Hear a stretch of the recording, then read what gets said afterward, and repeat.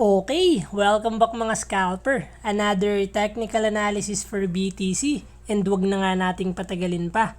Daily time frame is isang green candle.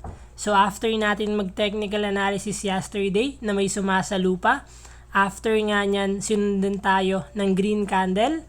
So what happened is sumusubok siyang magbasag sa resistance area natin but nag-form pa rin siya ng wick.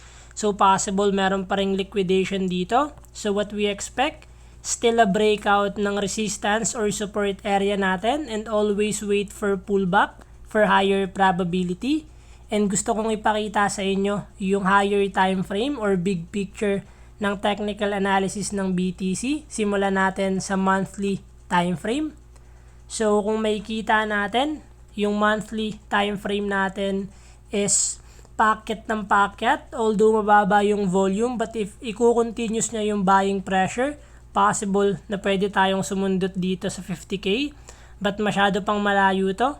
So yan lang yung mga possible scenario natin. Weekly time frame naman, so kung makikita natin sa weekly time frame is medyo pahina ng pahina yung volume natin, but still it's early pa to close this candle. Meron pa tayong halos 4 na araw to close this green candle.